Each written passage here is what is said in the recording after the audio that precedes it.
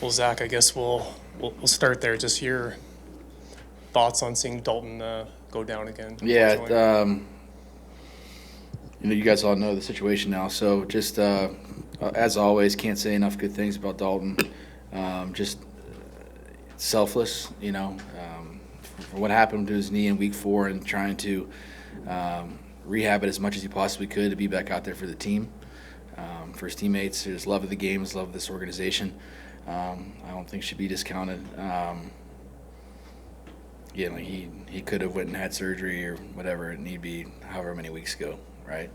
But again, he put the team first. I don't know if there's an example of a receiver playing through an injury that he sustained, even trying to play through it, and then as well as he played the last game, I think he still probably won every single rep that he took. So yeah, he's love the guy, man. Just love the guy. He's just so tough and cares so much about this sport. Cares so much about his teammates, and cares so much about the people in this building, and that's why he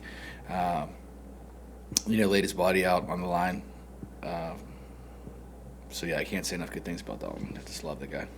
Brady was saying earlier that Dalton, he's a guy who especially he does all the right things, taking care of his body, preparing, and all that kind of good stuff.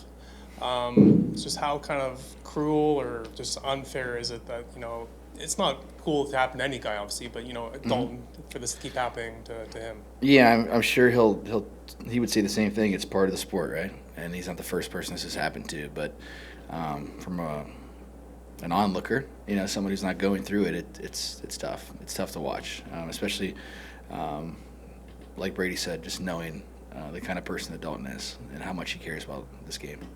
How does this offense move forward without a guy like Dalton? Yeah, you just continue to try to execute. Things will look different, I'm sure, and I'm sure I know. You ought to play a different way and plan a different way. But bringing a guy like Pokey back certainly helps. And like I've been telling you guys all year, I think we have a good room. So obviously Dalton's a major piece of who we are and what we want it to be, this season and moving forward. But yeah, you gotta attack things differently now. What have you seen from Pokey Wilson this week? It's excellent route runner, excellent acceleration. Not surprised, but forgot just how smart of a football player he is with respect to just learning what we're doing, because it is a different playbook, it is a different terminology than what he had here last season. So yeah, not surprised by that, but again, just a guy who can, make some pretty incredible plays with the ball in the air and with the ball in his hand. So it's awesome to have him back for sure. We know he's a great player, but do you feel comfortable that he's going to be in the right places this week, considering he's only been here for a week or whatever it's been? Yeah, I think he'd probably say the same thing to you. He's still kind of learning it on the fly, but he's had a great week of practice.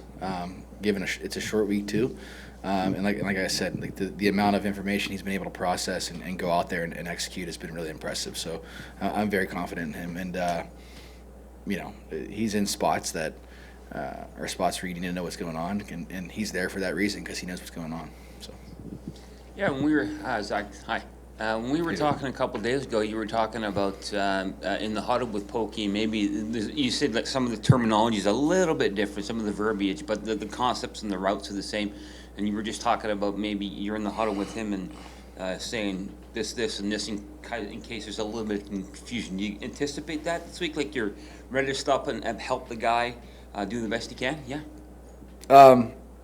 That's not an abnormal thing that happens from time to time.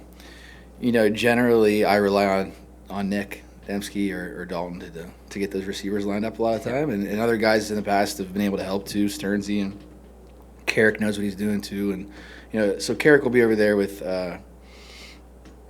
with Poke, and they'll be fine. Be good. We've played so many people. I'm just like, yeah. Zach, one more on Dalton. You always said that he's one of the smartest guys around. Would there be value now to have him almost be like an offensive consultant because he's knows stuff so well? I'm sure he'd love that. I'd love that. Yeah. I was talking to him the other day. Obviously, he needs to do what's best for himself. Yeah, I kind of knew what was going on prior to this game, but kind of didn't. And the reason he told me, he's like, because I knew what you would say, to put myself first, kind of thing, you know, about playing through it. But yeah, I think Dalton wants to be. There's a reason that he laid his body on the line, like in his future, in his career, to play. And it wasn't just because it was the Labor Day Classic. It was just the next game. It was this opportunity to play, for the organization. So he wants to be here. That being said, I'm not sure what's going to happen, with the surgery or whatever has to happen.